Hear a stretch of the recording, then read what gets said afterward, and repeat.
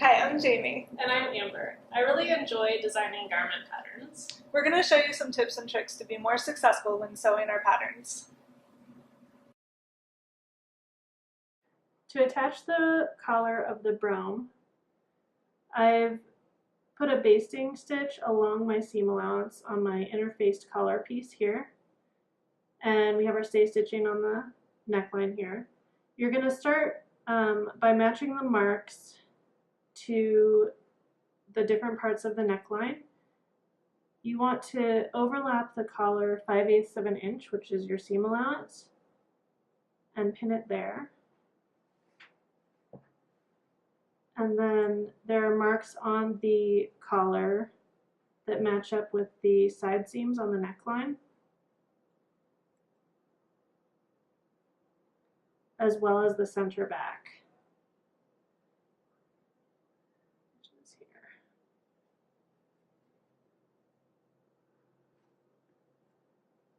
The neckline and the collar are two curves that face opposite of each other. So it's going to take a little bit of finagling to get it pinned on there.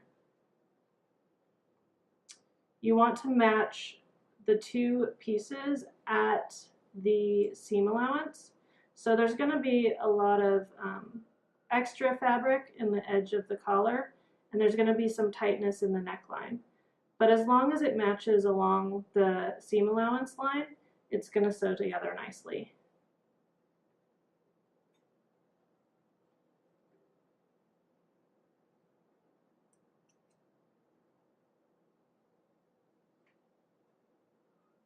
I like to pin this collar quite a bit, just to make sure the seam is going to be nice and there's not going to be any tucks in it.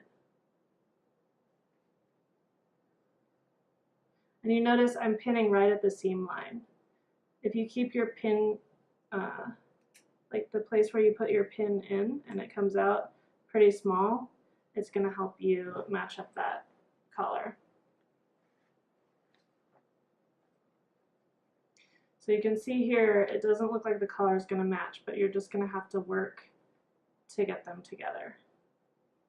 And I kind of like look for the middle of both of those pieces, like here and here, and then match them and pin it right there, just at the seam line.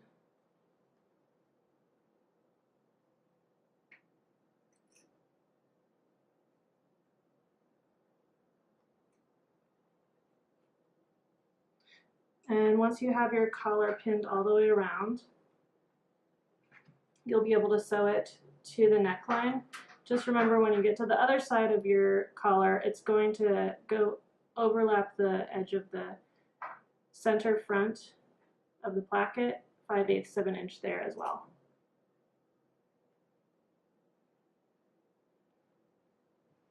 So you can see that I've put a lot of pins in my collar.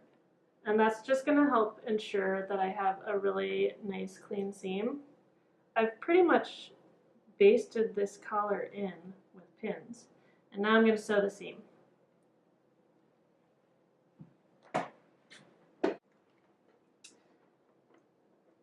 With a 5/8 inch seam allowance, sew the collar to the neckline.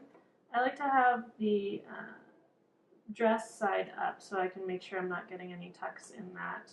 But you also kind of want to feel underneath with your hand so you know that there's no bunches in the collar piece either. Go slowly and take out your pins as you sew. And you want to backstitch at the beginning and end of this seam.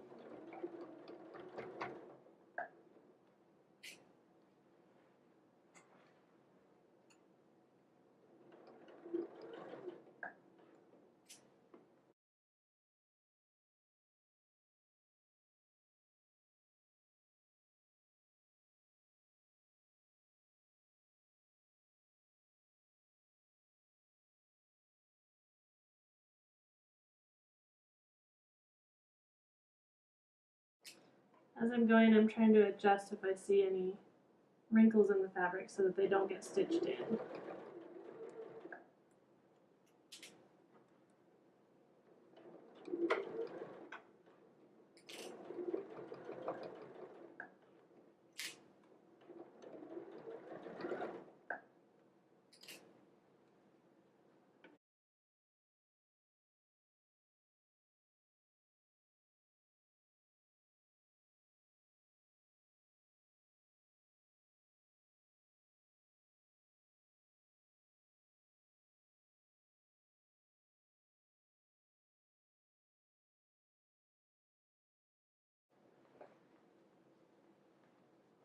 And now we'll press the collar.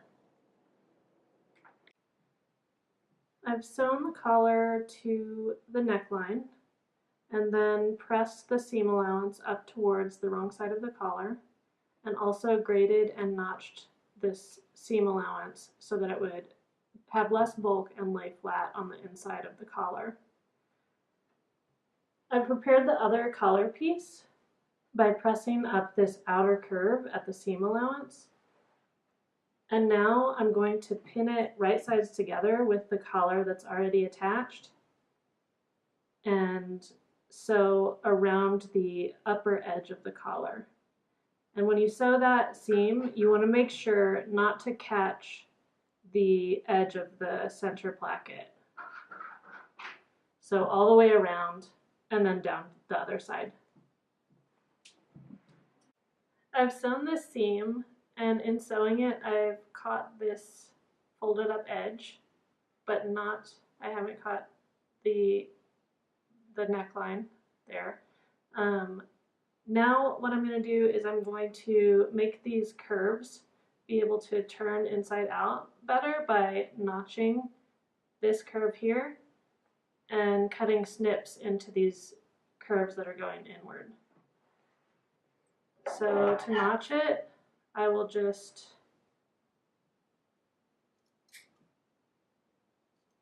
cut little V's out of it, getting close to the seam allowance, or close to the seam line.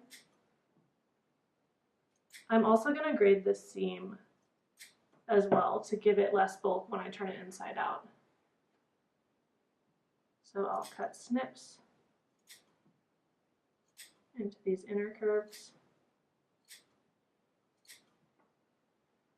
And then also, once I do that, I'll go back and I'll grade the seam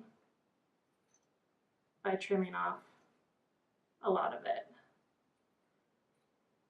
Just be careful not to catch anything else in your scissors when you're doing this. Once I do that down the entire collar, I'll be able to flip it inside out,